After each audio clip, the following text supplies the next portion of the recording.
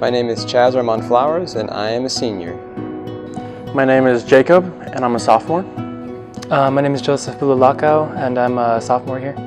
My name is Shahar Mustafis, and I'm a third year junior. My name is Wesley Smith, and I was part of the class of 2014, about a sophomore year in college.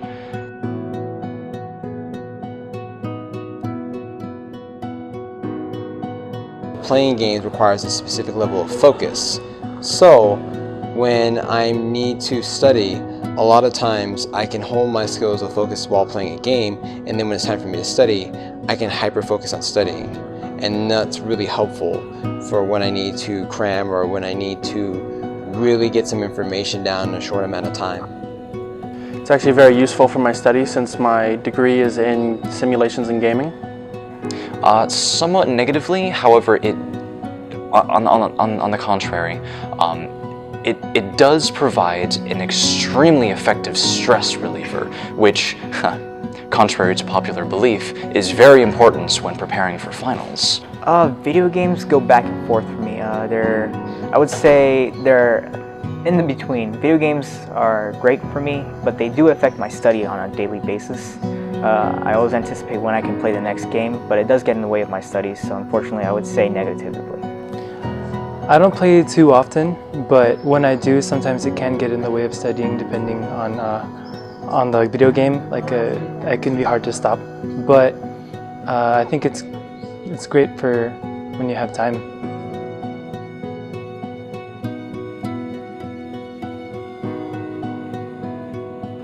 Video games are probably one of the best ways to get people to talk to each other. A lot of communication happens and starts because of video games. For the most part, they seem to be able to cope perfectly fine with gaming and their studies. They seem to have found a good balance. I honestly don't think it affects them as much as it affects me.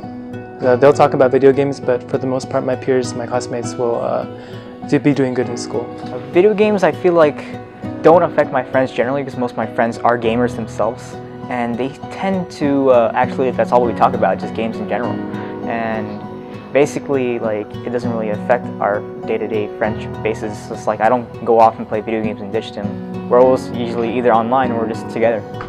And it also heightens attention span as well. For example, in League of Legends, you kind of have to focus on 20 different things at once. Same thing in calculus. You have to focus on a number of different things, what each number means. It's a whole big process. So I would assume that it affects everybody else in a much more positive light.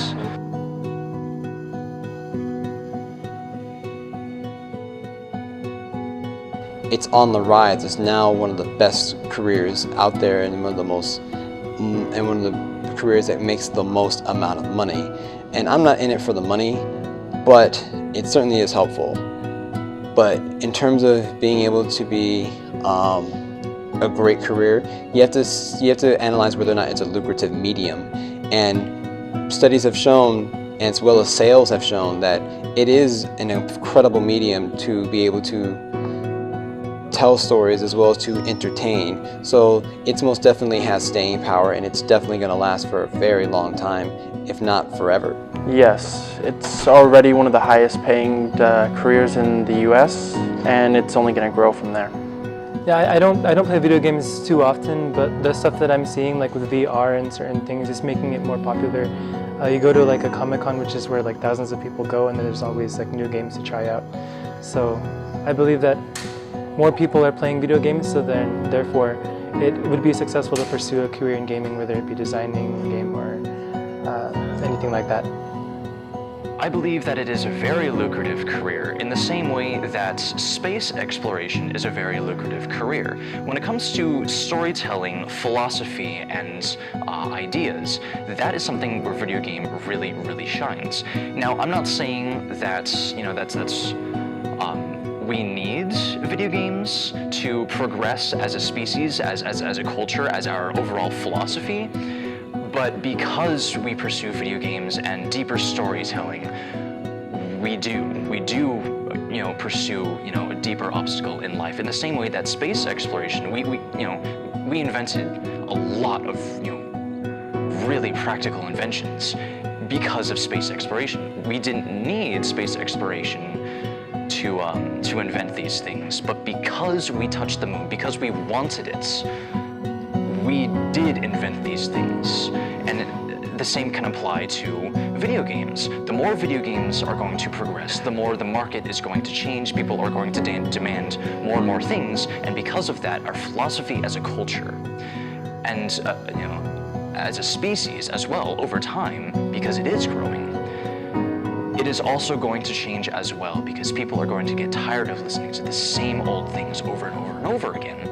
And the markets, the competition, it's gonna force writers and game designers to innovate, and that overall is going to benefit us as a country, as a species, and it's gonna get us to Mars. Very, very minuscule changes, but they're the ones that really count.